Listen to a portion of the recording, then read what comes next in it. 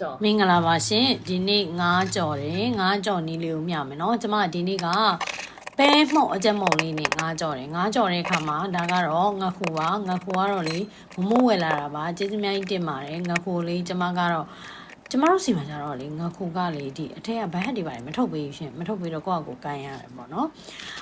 ဒါကတော့တန်းစင်ပြီးသားငါခုပါရှင်ငါခုကအချွဲတွေတအားမြတ်တဲ့အဲ့ဒါကိုကလေဂျုံမုံပါညာနဲ့ပတ်ပြီးတော့လေတိစားတန်းစင်နိုင်တယ်လို့ကျမတို့ရှာလကိုင်းနဲ့လည်းတန်းစင်နိုင်တယ်ဒါကတော့ကျမထည့်လိုက်တာကပဲမုံအကြက်မုံထည့်လိုက်တာပါပြီးတော့အရာတာမုံကျမထည့်ပါတယ်ပဲမုံအကြက်မုံထည့်ခြင်းအပြင်သူကတော့ကြော်တဲ့ခါမှာကျွတ်ကလေးဖြစ်နေပဲနိုင်လည်းမထွက်ဘူးပေါ့နော်ပြီးတော့စားလေးထည့်မယ်နောက်ပြီးတော့စနွေးမုတ်လေးထည့်မယ်ပြီးရင်တော့သူ့ကိုတေးသေးချာချာနင်းနဲ့ထားမယ်ပေါ့နော်ပဲမုံကလေးပါတဲ့အတွက်ကြောင့်မလို့9ကြော်ပြီးထွက်လာတယ်9ကြော်လေးကတောင်းတင်းလေးဖြစ်နေတာပေါ့နော်ကြော်ရတာလွယ်တဲ့အချိန်မကြာဘူးပေါ့ဒါမှမဟုတ်ဘဲနဲ့ကျမပဲမုံရှူမရဲ့အကြော်မုံရလားရပါတယ်အကြော်မုံဆန်မုံရတယ်အကြော်မုံရတယ်ပဲမုံရတယ်ငါးလေးတွေနဲ့အဲ့လိုမျိုးကပ်ပြီးတော့ကြော်ခြင်းအပြင်ငါးလေးတွေကလေနည်းနည်းတောင်းတင်းကျွတ်ကလေးတွေရတာပေါ့ရှင်ဒါတော့ငါးပိုက်တွေမှာရှိတယ်ငါးအစီလေးတွေလည်းပါကျမနှစ်မျောတော့အကုန်လုံးထည့်ပြီးတော့ဒီမှာအရတာပေါ့နော်ပြီးတော့ကျမဂျင်းအသုံးပြုတယ်ကျက်သွန်နီအသုံးပြုတယ်ကျက်သွန်မျိုးအသုံးပြုပါတယ်ရှင်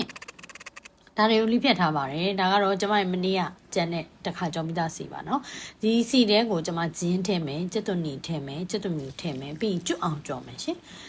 အဲ့တော့ကျက်သွန်မျိုးကျက်သွန်နီဂျင်းထည့်ခြင်းအပြင်ဒီစီကမှုေးနေတဲ့စီကိုရလိမ့်မယ်အဲ့တော့ငါးကိုသွားပြီးတော့ကျွန်တော်တော့ကြော်တဲ့အခါမှာငါးညှိနဲ့အရန်ကိုရှော့ကြစေပါတယ်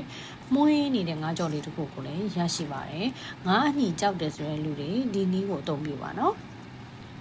ကျမကဒီနေ့ပဲစီလေးသုံးတာရှင်ပဲစီကသုံးတာအခုလိုအမြုပ်နေတာအားထွက်တာပဲပဲစီကလေ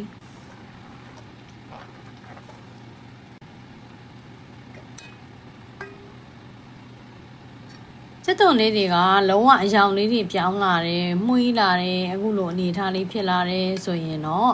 ကျမတို့ဒီကျက်သွန်လေးတွေကိုပြန်ဆယ်မယ်ဒီစီကိုတော့ကျမတို့အသုံးပြုမယ်ဇောနာကနန်းနန်းထားတဲ့ငါးတွေကိုသူ့ထဲကိုထည့်ပြီးတော့ကြော်ပါမယ်အဲ့တော့မိမိကစီလို့တယ်ဆိုရင်တော့စီကစိတ်တိုင်းထပ်ထည့်နိုင်ပါတယ်ကျမတို့လေဒီအိုးလာမေးကြတယ်ဒီအိုးကခန်းဆိုင်ကိုကျမဝယ်ရတာအလုံးကြပြီbrand ကစီကက်ဖြစ်လိမ့်မယ်ကျမမှတ်မိတဲ့လောက်ကဒါပေမဲ့အခုနောက်ပိုင်းဒီအိုးကထပ်ပြီးတော့ထွက်လာတာမတွေ့တော့ဘူးလုံးဝသုံးလို့ကောင်းတယ်သူကကွာတာဘာညာမရှိဘူးအဆင်ပြေပေါ့နော်သုံးရတာအဆင်ပြေအဲ့လိုမျိုးပေါ့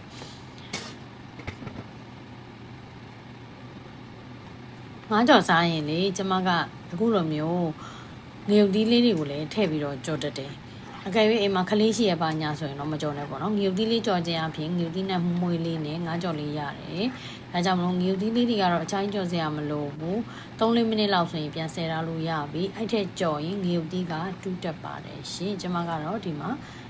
စီစစ်တဲ့တီရှူဘောတီးပြီးတော့စီစစ်လိုက်ပါတယ်ရှင်ပြီးရင်တော့ပထမနှက်ထားတဲ့ငါးတွေကိုထည့်မယ်ကြော်ပါမယ်ရှင်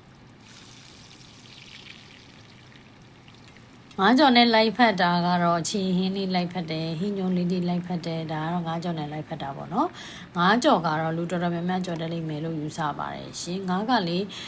ခဲသားပုံရပါတယ်ဒါကြောင့်မို့ငါးကလေသွေးလေးထွက်တချို့ကလေကျမတို့လာမေးအဲ့လိုပဲချက်သားကြော်ရင်သွေးလေးထွက်တယ်ဘာလို့လဲအဲ့ဒါခဲသားလို့ပါရှင်ခဲသားလို့ပါခဲသားရဲ့အတွင်းမှာရှိတဲ့အရာကအပူနဲ့သွားထိတဲ့အခါမှာအတွင်းမှာရှိတဲ့သွေးလေးတွေထွက်လာတာဖြစ်ပါတယ်ရှင်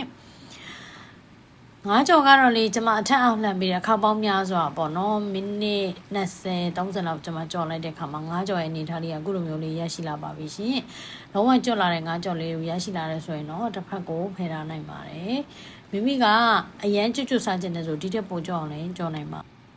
ပြီးရင်တော့ပထမအပေါ်ကကြော်ထားတဲ့ဟာတွေကိုအုပ်လိုက်ပါတယ်ပါสวัสดีครับငါးကြော်ကြော်ငါးကြော်ปลาดุกทอดกระเทียมคิงလည်းပါတယ်หอมดังလည်းပါတယ်သူကြိုက်တဲ့ဆိုင်ပေါ့ဟိုဟာဂျင်းလည်းပါတယ်ကျက်သွန်အဖြူနီးအကုန်လုံးကျွတ်လေးပေါ့နော်ဒါပေမဲ့လို့ကြော်တဲ့အခါမှာတော့ဒီနေ့ကနည်းနည်းလေးထူးခြားတာကကျမကသူ့ကို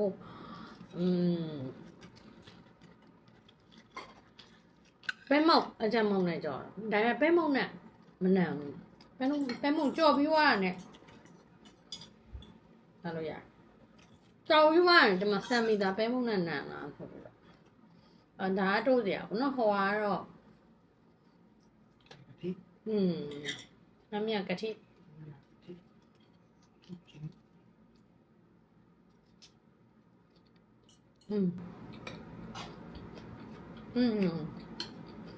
ပဲမုန်းနဲ့မနန်ဆောက်ကုန်တမန်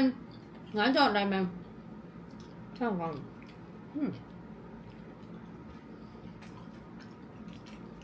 แล้วก็เด็ก รสชาติโอเคဒါကျုပ်ကြပါဘူးဒါကောင်းချက်ဒီကအကုန်စားမှလည်းညကတ်ထက်အောင်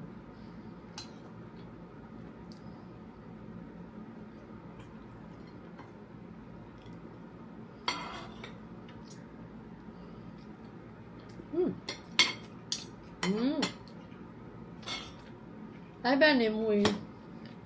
နော်ပါနော်ชอบกัน นี่ข้าวเหนียว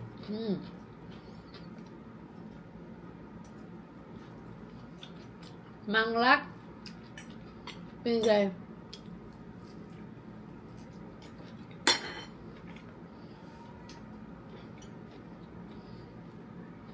มันจะมุ่ยหน่อยมันเป็นอะไรใจเด่นหรือมั้งช่วยจ่ามันใจช่วยจ่าเป็นยังไง